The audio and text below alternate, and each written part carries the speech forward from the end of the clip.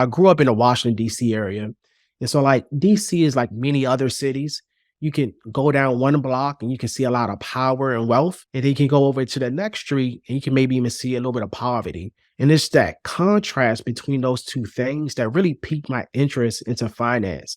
So I was curious to know, what did one set of people do or have or experience that led them to achieve a certain level of wealth. And so that's kind of what took me down that path to really want to explore finance as a career.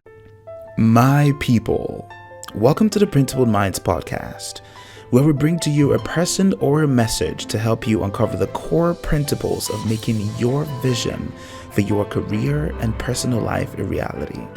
Relax, open your mind, and be ready to receive at least one piece of information that may encourage you to take action today. Welcome to the family. As we think about realizing the vision for our career and personal life, a key component of that is our personal finance.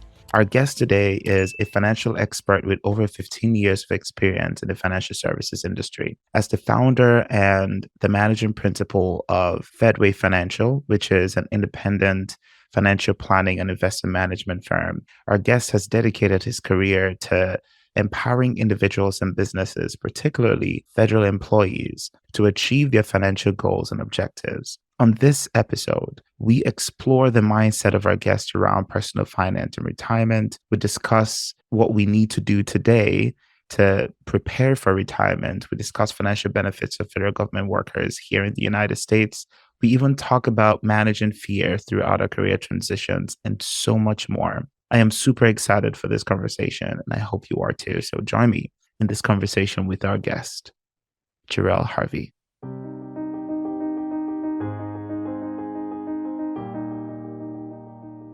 Jerel, thank you so much for joining the show. How are you doing today? I am doing really well. Thank you so much for having me. Absolutely. All right. So I typically like to start my episodes with gratitude. So what has made you smile in the past 7 days? My family. So I am married, been married for 9 years. I'm also the father of a 7-year-old daughter and a 3-year-old son. And so just being able to be with my family and have them in my life as a presence, I'm extremely grateful for that. That's awesome. Yeah, I actually noticed on your Instagram page that you really spend a lot of time with your family, and I really appreciate that. That's something that, you know, a lot of people in some cases just don't have the opportunity to do. Have a father that is present and someone that truly commits to being present and really catering for their needs as children. And I'm curious, besides the fact that this is obviously your family and people that you care about deeply, what are some experiences growing up that helped you understand the importance of spending time and investing a lot in your family and your children? For me, I'm extremely grateful because it really was established with my parents. And so I have probably two of the best parents that any person can have or ask for. So my mother, she was an educator by trade. She worked in the school system for 37 years before she retired. My father was also a person of service. So he was in the Air Force, and he, worked in the Air Force for 26 years before he retired. And he also had a second career where he also went into education. And so for me, my foundation was always really built in service, education, discipline, and just love. And so my parents loved me unconditionally. I also have 2 older sisters. And so we always felt that love inside of our household. And so for me, what I try to do is mirror and also take some of those lessons that I was able to gain and that was instilled in me as a young age. But it's also, I would say, it's also about being intentional. And so one of the things I discovered is that my life is extremely busy. And so I also have to be intentional about making time for my family and for my children. And so one of the things that we do is called Harvey Huddle Time. So this is where we kind of get together before we go to sleep. And we talk about, like you said, what are we grateful for? What are we thankful for? Touch base on how did your day go? Is there any things that we need to be made aware of? And the kids love it. A lot of times it's also about maybe playing a game, playing Uno or playing Connect Four or some other kind of game that they like and enjoy. And so it's really about spending that time and being intentional about it. You call it Harvey Huddle? Yep, Harvey Huddle Time. And so Who came up with that title? so I did. I came up with that. And so obviously Harvey is my last name. And so when we get to Harvey Huddle Time, it's just we get together and just kind of touch base as a family and connect. That is so awesome. That is really, really awesome. Because I mean, sometimes you go through a very busy day, and for some people, they just probably come in, say hi to their kids. Maybe their kids are Mhm. literally about to go to bed, and you just tell them, hey, good night. And you go to bed, and you don't bring out that time. Like you said, it takes some level of intentionality to say, hey, let's get together and talk and have some time together before we go to bed. Absolutely. And trust me, some days I don't even really want to do it, but my children want to. So they would Uh, say, Dad, are we going to have Harvey Huddle Time? What are we going to do for Harvey Huddle Time? And so sometimes we're just being silly. Sometimes we're being serious, but it's a combination. And then for me, I like I said, I developed it because I saw that I probably wasn't spending enough time with the family, just between work, other civic duties and responsibilities that I have. And so I wasn't always present or as much as I would like. And so I wanted to make sure that I had a moment to be present in my children's life each day. So when you think about yourself as you were growing up until where you are today, what has been your relationship with money? And what are some of the lessons that you've learned around management of funds as it comes in that you think people should also benefit from or pay attention to? Yeah, that's a great question. And so for me, my relationship with money or even my interest in finance in general was really established with my upbringing. And so I grew up in the Washington, D.C. area. And so, like, D.C. is like many other cities. You can go down one block and you can see a lot of power and wealth. And then you can go over to the next street and you can maybe even see a little bit of poverty. And it's that contrast between those two things that really piqued my interest into finance. So I was curious to know, what did one set of people do or have or experience that led them to achieve a certain level of wealth. And so that's kind of what took me down that path to really want to explore finance as a career. And so I did study finance in undergrad, also went and got my MBA in finance. But my relationship also was with money. Again, going back to the household and family, as we talked about earlier, is really seeing my parents, and specifically my mother, be a really good steward of money. As I talked about earlier, is that my mother was a teacher, my father was in the service. So we weren't bringing in buku money, right? But we never experienced any kind of lack.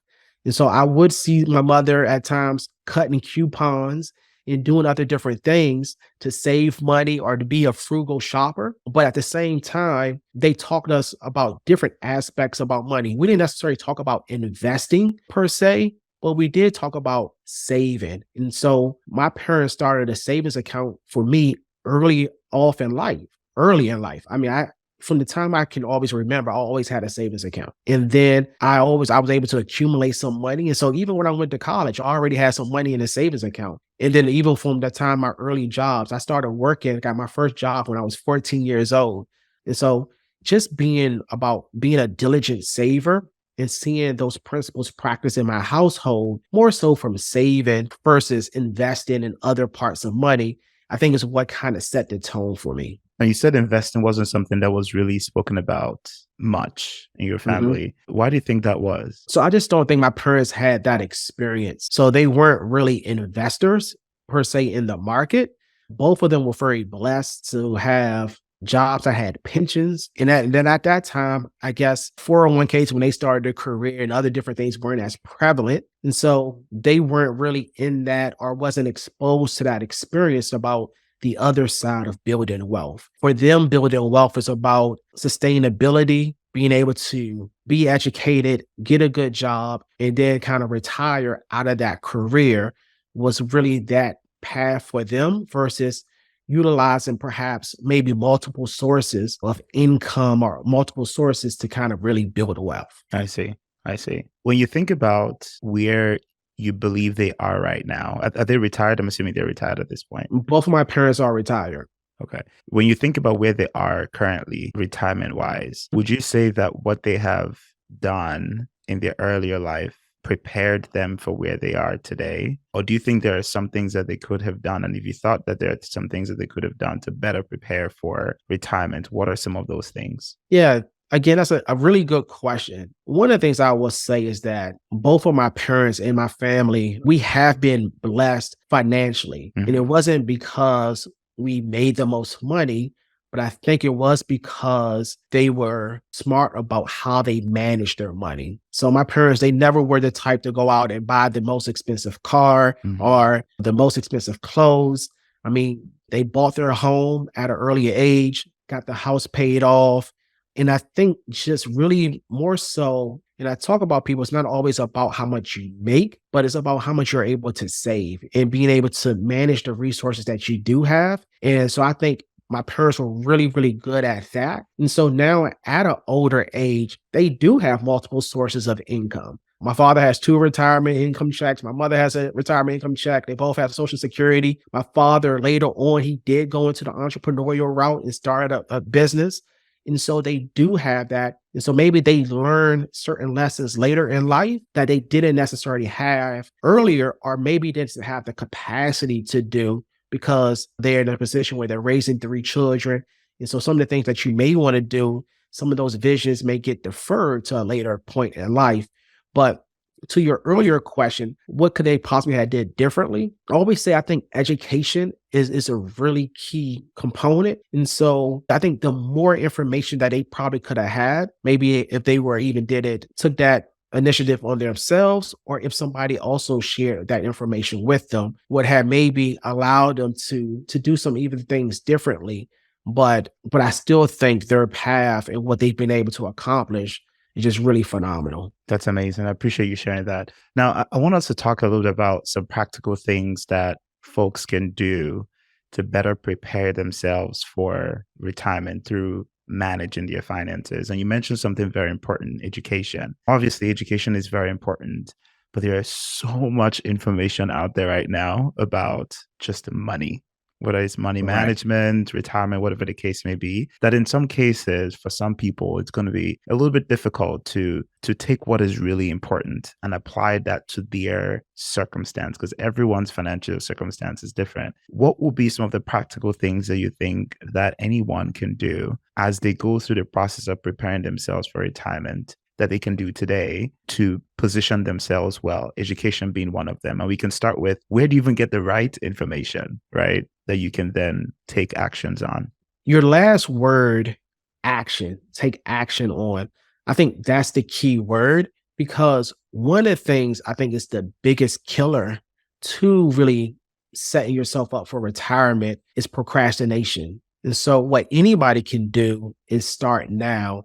I think when we first started this conversation, you mentioned that many people in your generation maybe see retirement as so far off and it's a distance milestone. But really starting today and starting now is what really is going to drive success in the long term. And so you may have heard people say small steps lead to big success. And that's really true also in the investment community. And so what are some practical things that people can do today? So when I'm talking about starting now, obviously the first place you can look at is in your own workplace. And so many companies now encourage their employees or provide resources for them to start saving for investing. And so what that looked like, well, for many people would be the 401k plan or 403b or the TSP if you're in the government. Start in there and then contributing to that account definitely starts getting the ball rolling for your retirement savings. And obviously, many companies offer the matching. And so being able to contribute to at least the matching component is definitely a smart move. The other different things that people can do is start small. And so you don't necessarily have to think about trying to invest so much. Obviously, I talked about doing at least a match. But if you're also looking to do things outside of the company plan, you can start small. You can start with $50. That's where the concept of really called like dollar cost averaging. So again, just putting a little bit of money away each month, you start to see it build up and accumulate. The other different thing that people can do is when they do get that pay raise or when they do get that increase in their salary, they can pay themselves first. And so they can take a portion of that, and instead of just spending that, they can usually, they like, say if you get a 3% increase, you can take 1% of that and have that increase your savings by that amount. And so that way you don't necessarily miss it, but you also starting to save more as time goes through. And so I think those are some of just the small things that a person can really do to start now, but also start small. And then I think the other thing after that, once you kind of at least get started, you can always put other pieces in place, meaning around about planning for longer term goals and how much you really need to save and other different things like that. But I think the bigger key is really just starting and not procrastinating.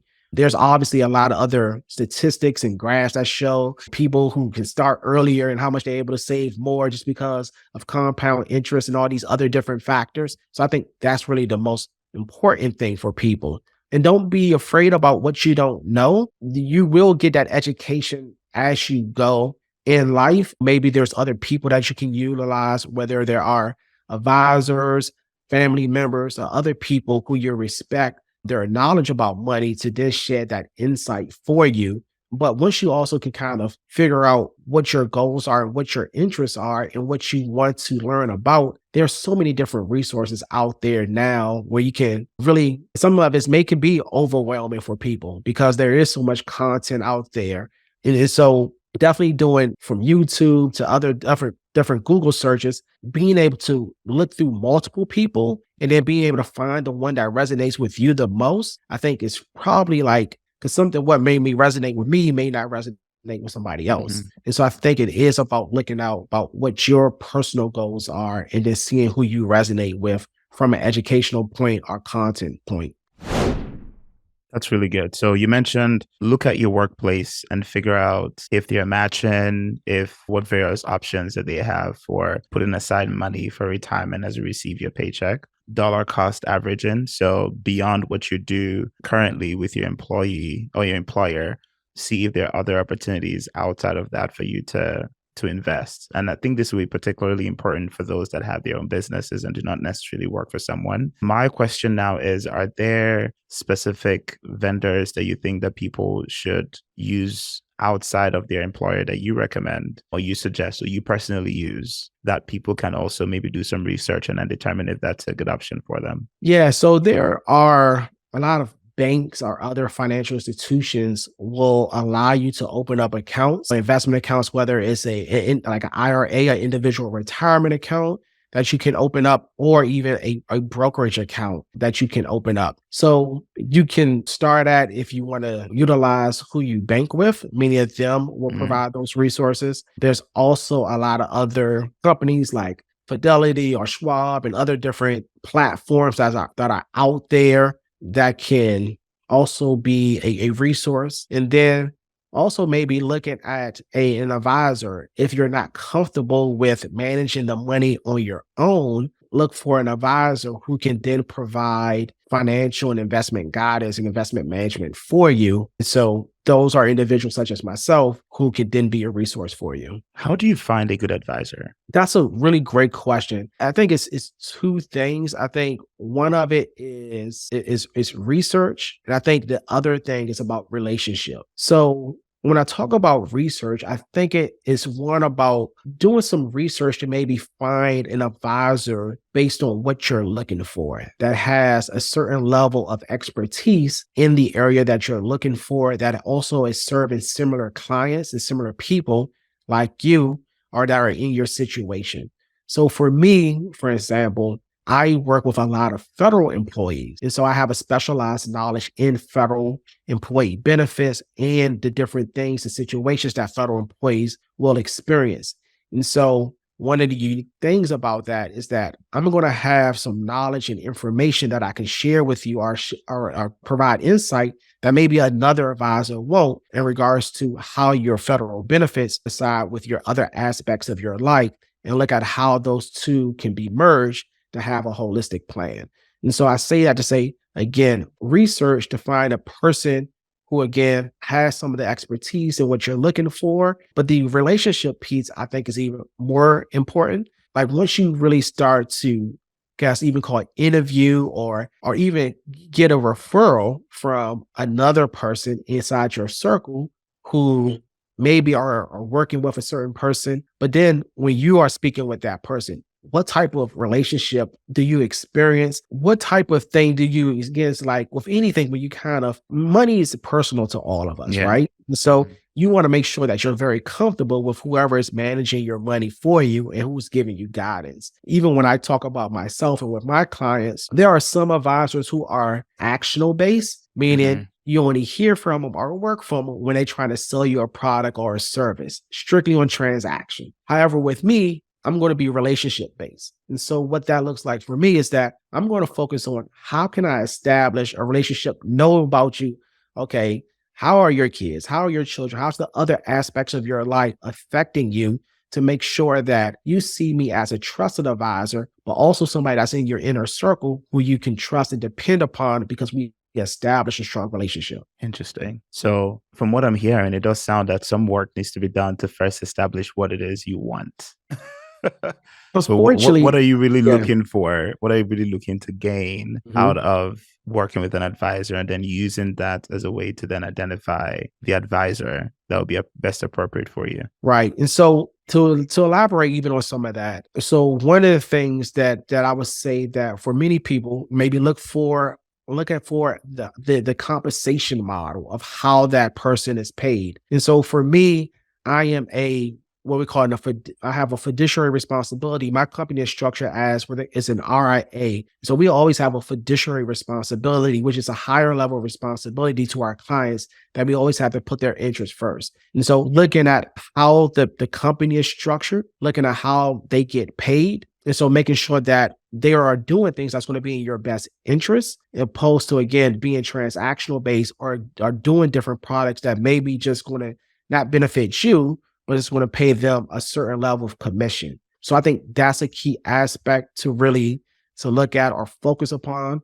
And you said RIA. What do you mean by R? What does that stand It for? stands for a registered investment advisor. Okay. So that is really more so of as an independent company. And so we're not tied or obligated to any specific products or any specific platforms, anything like that. We're just strictly independent and we can provide unbiased consultations and advice to our clients. The other thing in regards to just looking at those aspects is seeing like how they provide education, like what's important to them. Like for me, providing education to my clients to make sure that they are informed about their situation and why we do different things, the why behind it. I think that's also an important thing. Another key aspect can even be certifications or things of that nature. And so, like currently, like right now, I'm pursuing my certified financial planner certification. And so there is 7 different courses that you have to take before you sit for the exam. And so I'm completing that coursework right now. Again, that's also about trying to stay cutting edge to make sure that I'm providing my clients with the best service and that I have as much knowledge that I can to be a resource and be an asset for them. And so those are, again, some things that you may want to look at: compensation, education that they have, but also how they provide education to you could be some other key aspects that a person may be interested in to find an advisor.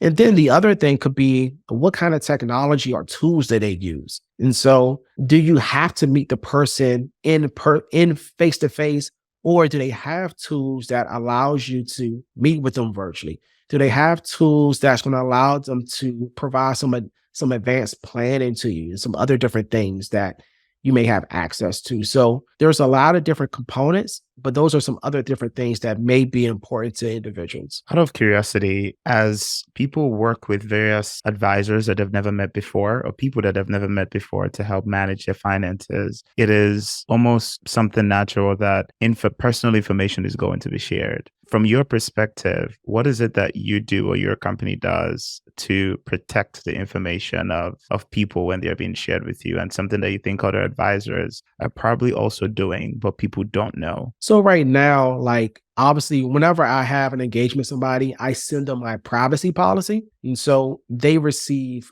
our policy about how we store their information, how we share their information, which is obviously we don't share information unless we're, obligated to under some kind of legal circumstance or something of that nature. And so we don't use any of their information for any marketing purposes, but also protecting our clients' information in regards to how they share information with us. And so we don't share any personal information over email. So they have a secure portal where it can upload all their documentation and information. So nothing has to go through any other less secure channels. And I think some other people and other companies probably do that as well. But then also we typically store most of the information in the cloud. So we don't really have all the paperwork and all the documents that we used to have in a file cabinet that other people can get their hands on and things like that. And so really just leveraging technology to help us create a higher level of privacy and protection for our clients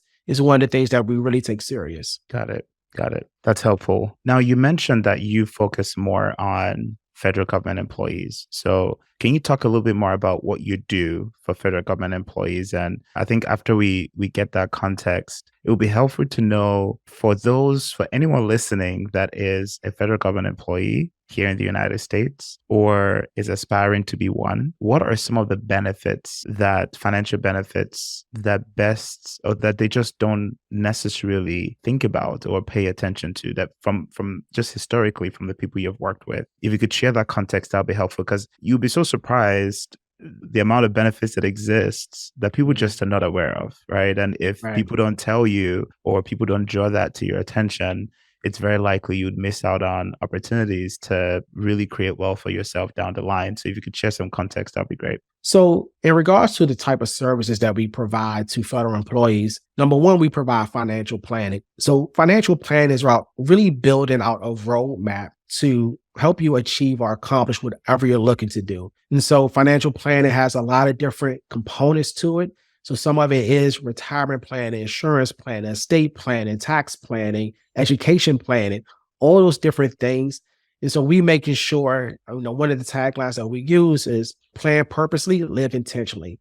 And so planning out your possibilities and planning those things is what I think that's our really secret sauce. And specifically for federal employees, I think the unique thing about that is that federal benefits which I'll talk about a little more, they're complex. There's a lot of exceptions and stipulations. And so having an understanding about those benefits and how they incorporate in your financial plan and how they work with the other aspects of your financial life is really key. And a lot of people just don't have that expertise or that knowledge and that information. And especially even for people who, I would say, we work with federal employees at all levels, meaning those who are about to retire and those who just started off. And so there's different stages. And I think having somebody who has that expertise, because a lot of times financial planning and support is only given to people 4 or 5 years out, 1 year out. And so really for those people who are on the earlier side, a lot of times they don't have that level of support. So in addition to financial planning, we also do investment management. So this is where we actually manage assets for you. So this can be money that you have in an IRA or a brokerage account or from a previous employer, or even from money once you retire that you didn't roll over or transfer from your TS. The other thing that we do is really around education. And so we provide a lot of education working with different agencies. I also have a YouTube channel called The Money Briefing, where we put out content 2 to 4 times a month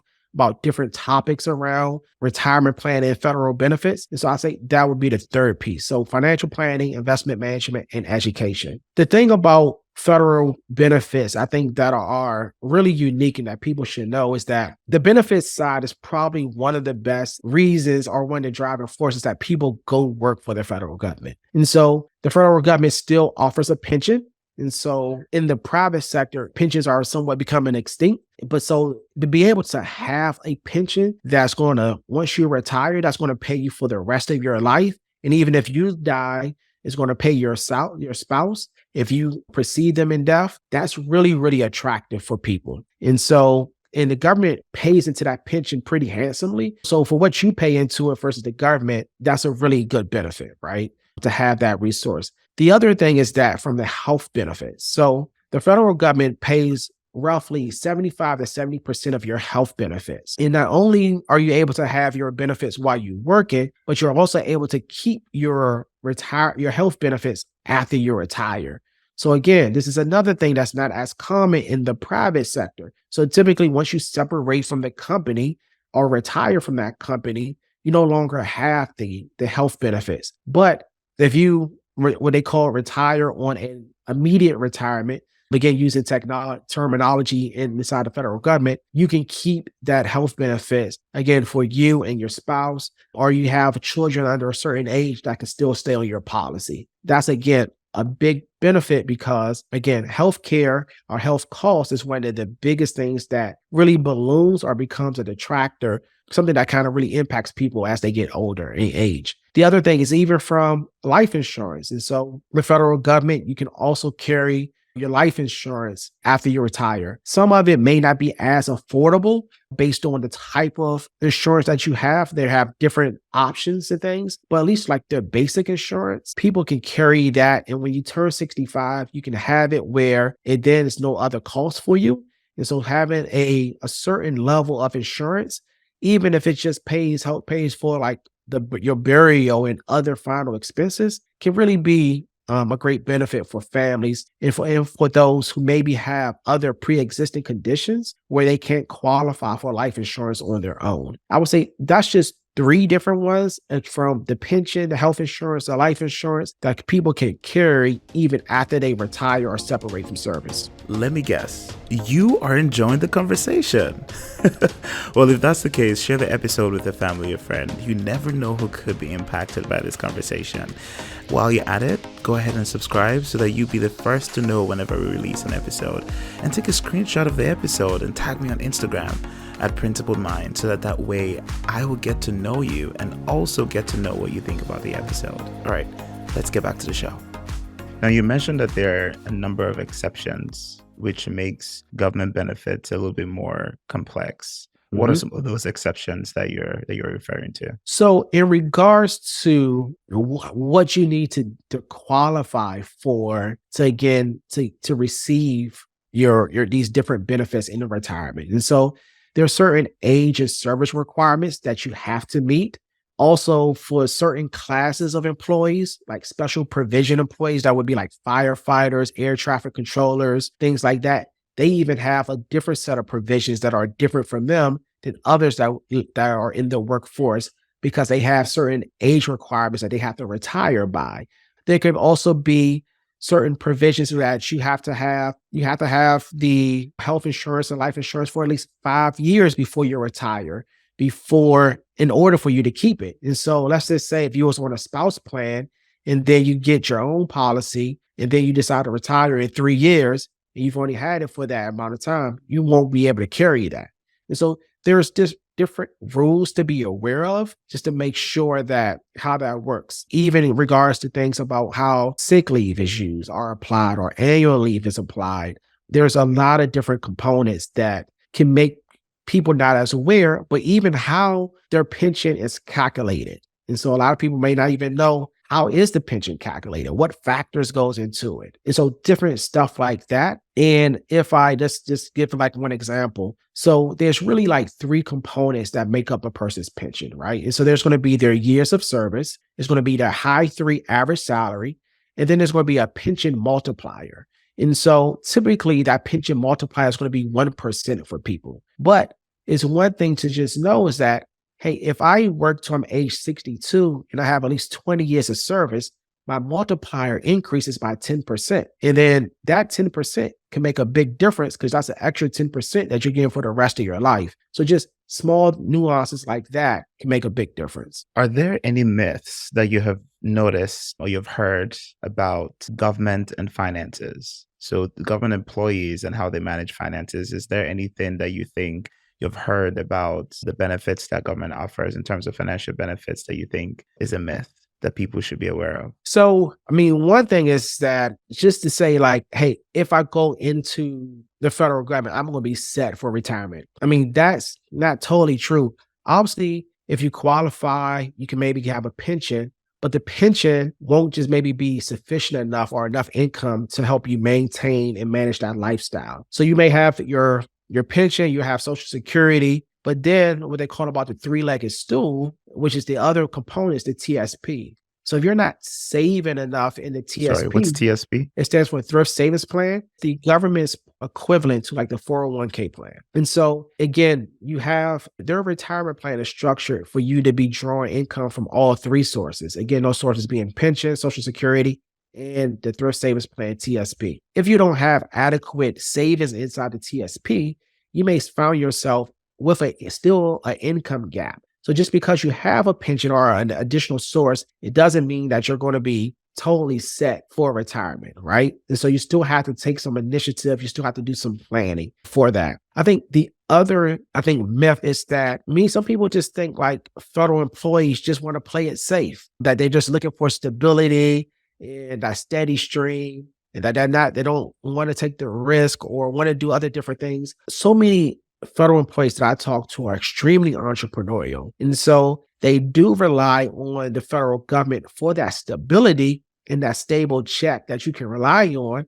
But they also are out there doing other different businesses and other different things that they're passionate about. And so I want to dispel that myth that's like, hey, if I go work at the government, I just got to put my head down, work 20 to 30 years, and then not do anything else. Obviously, there are some things that you do want to make sure that you run through your compliance and other different things, HR, if you are looking at different businesses that you may want to get approval for or that you may not be able to do, but you're not totally limited or excluded from doing other different things outside of the government. And again, like I said, many government employees are very entrepreneurial and looking to do other different things outside of just what they have from the government. You do mention a really great point there. And that's actually one of the questions I want to ask is if putting money aside and utilizing the benefits that the government offers would not fully get you to where you want to be. And of course, people's circumstances could be different. What else would you recommend that people do,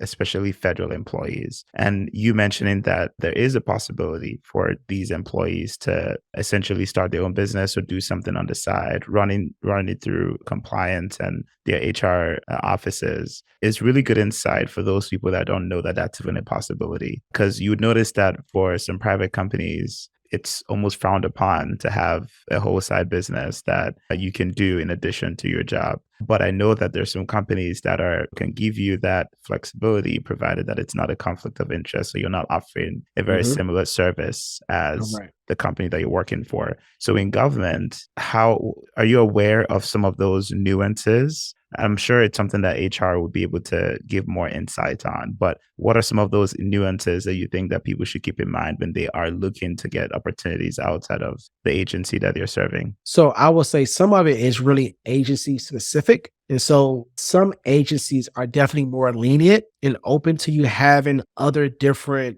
jobs or experiences and hustles or whatever else it is that you have. So it does vary by agency.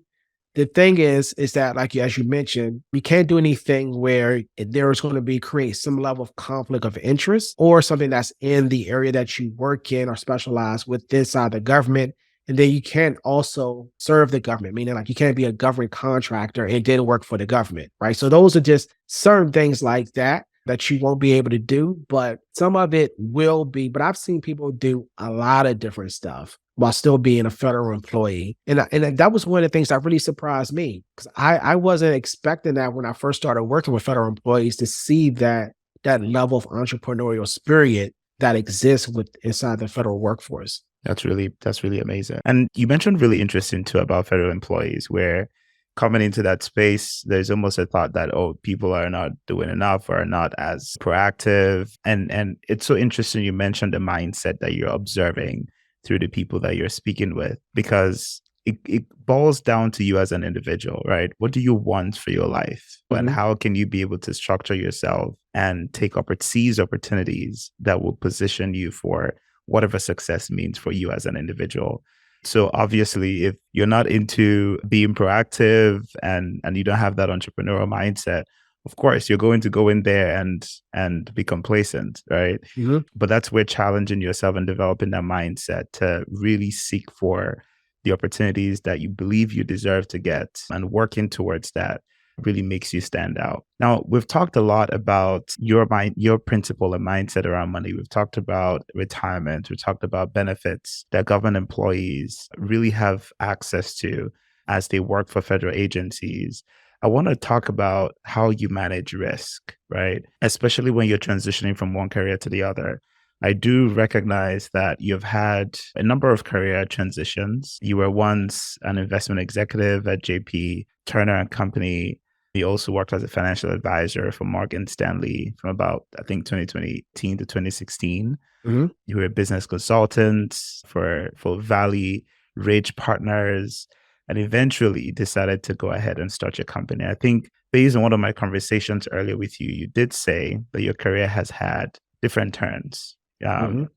Your life hasn't been a straight line. What was the term that you used? Yeah, I probably did say that. So I'm curious. Go ahead. Go ahead. Yeah, I mean, really, like when I probably envisioned my career path, call it coming out of college. I mean, I really just saw myself really just being a high level achiever inside the workplace, moving up the corporate ladder. That was really kind of like what I saw myself because obviously I was able to have some amazing internships from undergrad. Even one of the internships I had worked on Wall Street.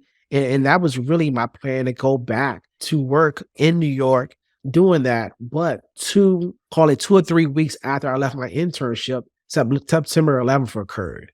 And so the company ended up not bringing any of the interns back. And then so that just, again, shifted my plans. And so then I came back, I moved back home.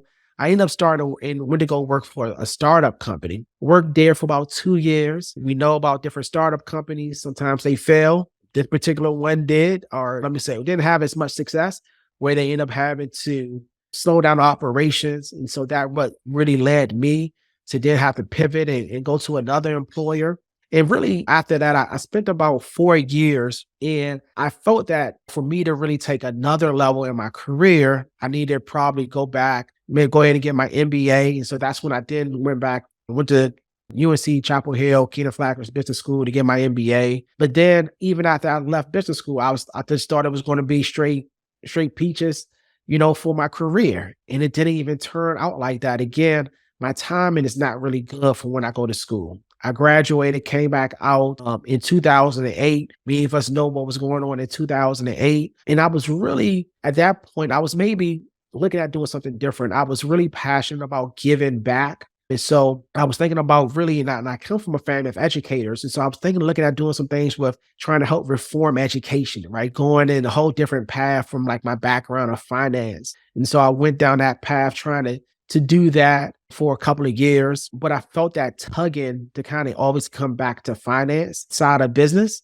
And so, like you mentioned, went back and started, really went through like a training program at JP Turner, got there, went through like their 15 months of training, then went to Merrill Lynch and worked there as a financial advisor. Really, that's where I kind of started building my own book of business and learning about what the responsibilities and how to service clients. And then I had been engaged I've been dating a young lady, who's now my wife for 3 years, and we was living in different cities. So I was living in Atlanta. She was living in Charlotte at the time.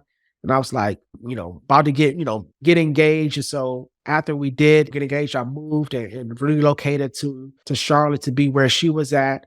And so at that time, I made another transition. So these are different things that sometimes it's the career, sometimes it's life situations, and then sometimes it's the specific job or the industry that causes you to make a pivot in life. And even after working as a financial advisor for roughly 6 or 7 years, I started just getting disconnected with the business.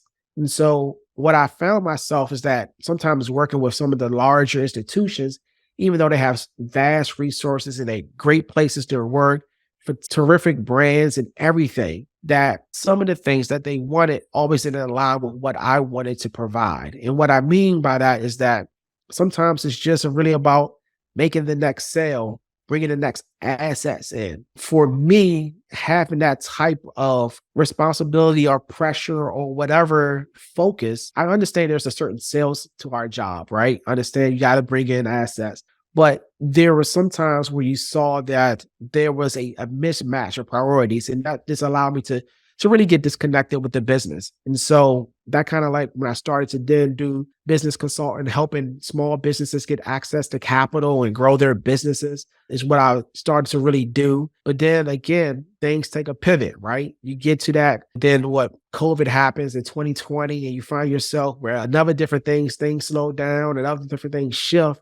And you're like, what's going to be the next move? In my career. And I just really spent a lot of time just thinking and praying, trying to identify what that next move was. And I was really just on a Zoom call with 4 other friends that I grew up with. And we were talking about money and investing and all these different things. And all of them worked for the federal government, except for me. I was the only one who didn't work for the federal government. So I just started being curious and asking them about, hey, how does your benefits work? How does all these different things work? And they knew a little bit, but they didn't really know all the ins and outs. And I was like, how many other people work for the federal government who very smart, educated, all these different things, but totally don't know how their benefits work? And it started me down that path to really explore what that opportunity looked like. And so I studied about the federal benefits and what's going on in the federal government for about a year, and decided to really then at that point start my own company. Again, going back to financial planning and financial management, but doing how I created how I wanted to create it, allowing to shape it, mold it in my own vision. And so that's what led me to then start Fedway Financial. You said create it in your own vision. What is your vision? So I talk about helping people build and preserve wealth. And when I talk about wealth, it's really about how you define wealth. So all of us have our own definition of what wealth is. And it's not necessarily a number, but it's about how you envision experiencing your lifestyle, your legacy, or your retirement. And for me, my vision is about helping my clients achieve what their vision is. And so being intentional about that and helping them to plan and map that out, but also being really education focused, leading with education and service opposed to sales. And so I'll allow education to be my selling point opposed to allowing a product or something else to be the sale.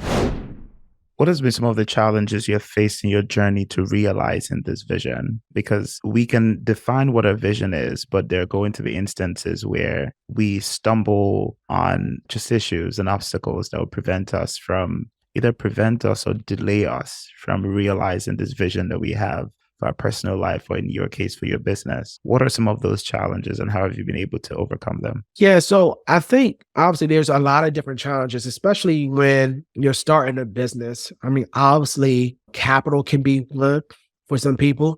And then also having that or not having a steady paycheck could be another. And so you're also managing trying to grow a business and invest back into that business, but still manage your household. And so that right there it's a challenge, could be a challenge, but also capacity for many small businesses. They often have the owner or founder who's really managing so many parts of the business or company. And then that just becomes overwhelming because you're doing administrative stuff, trying to bring in new business, and you're trying to do everything else as well. And so you're wearing every single hat. And so you can't always focus on, just from capacity standpoint, just serving clients or bringing in a new business or other different things that would help do those two things. And so definitely financial capacity, but also I think accountability is another different thing. And so when you are working inside of a company, there's always somebody that's holding you accountable, right? Hey, meet these goals, these targets, these milestones, or whatever else it is that you have to do and have to accomplish and achieve. So sometimes when you're working by yourself, you don't have that accountability person to really say, are you doing what you need to do? Did you wake up? Did you do what you're supposed to do? Did you get started?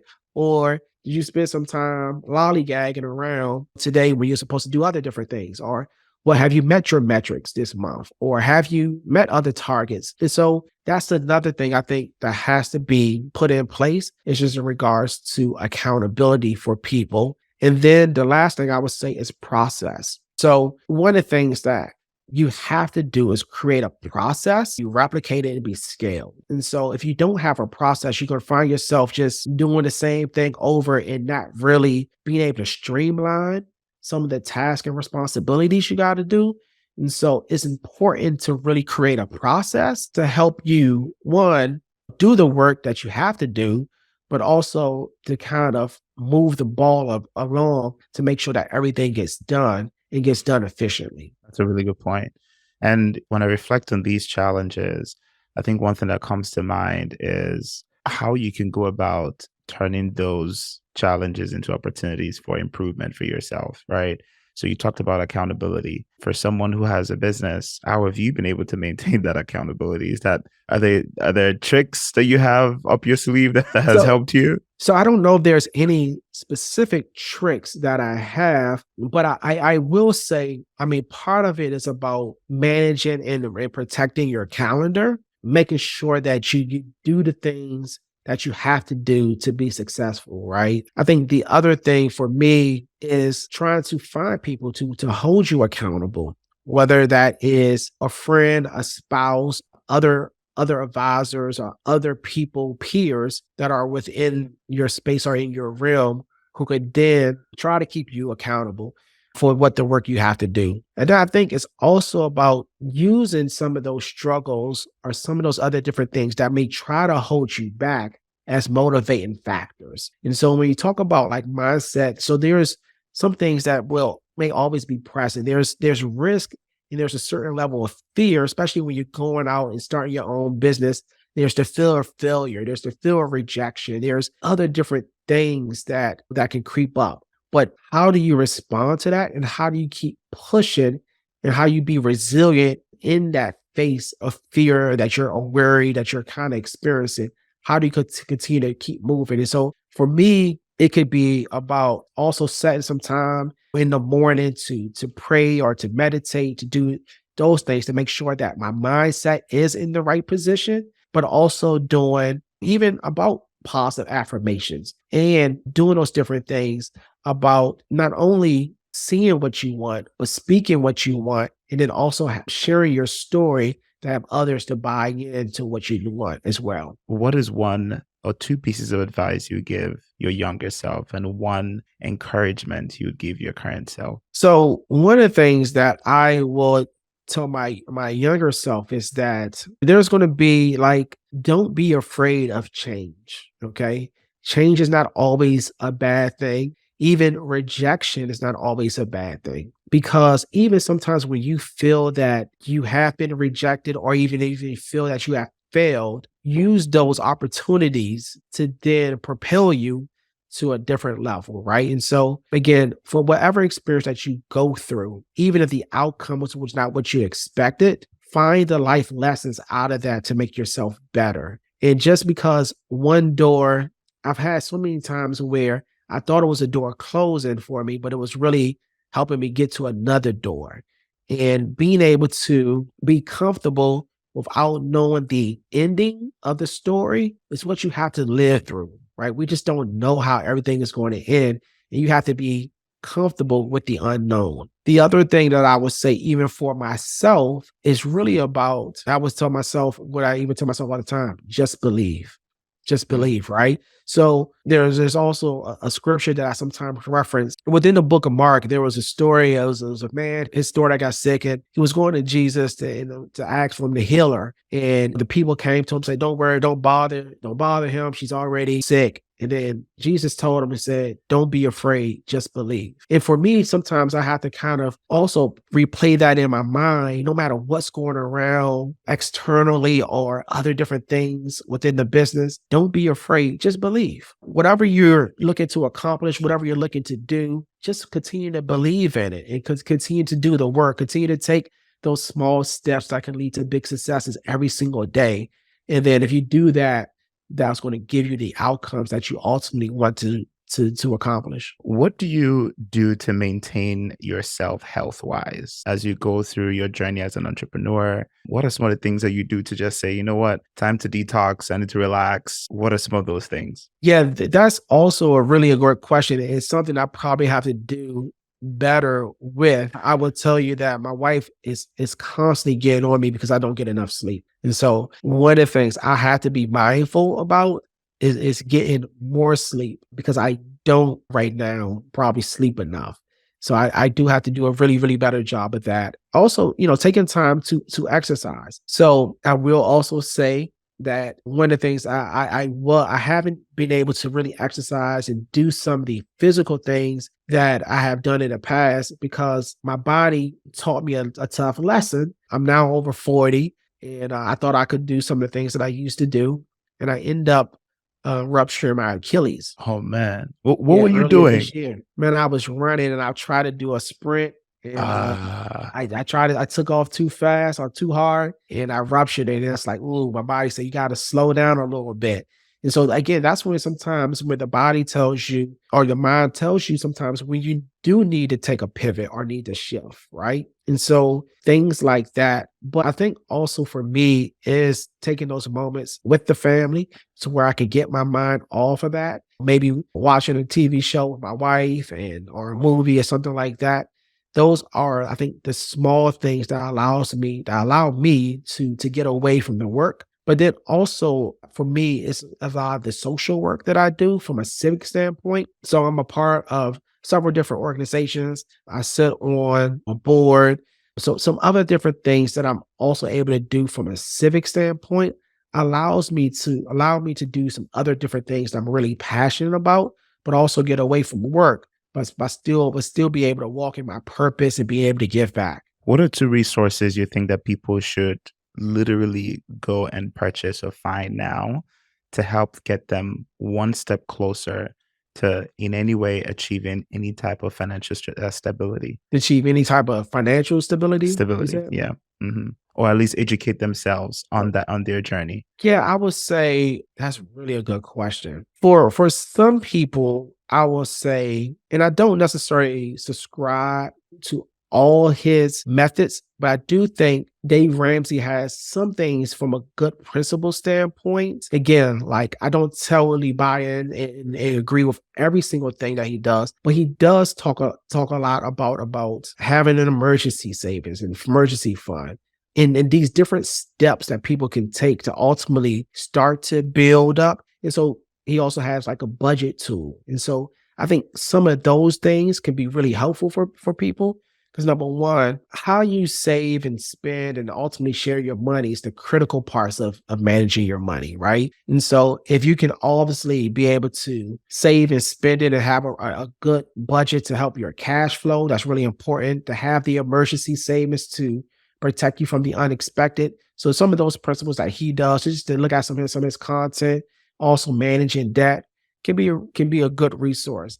The other thing is there are some books in regards to managing money. So I have like this called the Little Book of Common Sense Investing. There's some other different things that I've read. I just talk about different parts that you can kind of start thinking that are easy reads that you can start thinking about how to invest in some of the key aspects about that and managing your money. Repeat and complete this statement. I have a principled mind because. I have a principled mind because life is difficult, but when you have a principled mind, it makes it easier along the journey. Where can people find you? So people can find me. My company is called Fedway Financial, and our website is www.fedway financial. So that's FEDWAY financial.com. So that's our website. People can also find me on YouTube. And so we, again, like I mentioned, we try to put out content at least 2 to 4 times a month. And that our YouTube channel is called The Money Briefing. And so you can find me at The Money Briefing. And then obviously people can always connect with me on any parts of social media, like LinkedIn. I have a presence there as well as the Meta platforms and things like that too. Sounds good. I really appreciate our time here. We had a really great conversation. A lot of great knowledge and insights were shared. And I just appreciate you being vulnerable and open to share and educate us on investments and managing our funds effectively. So thank you so much for agreeing to be on the show. Absolutely. Hey, thank you so much for having me. Thank you.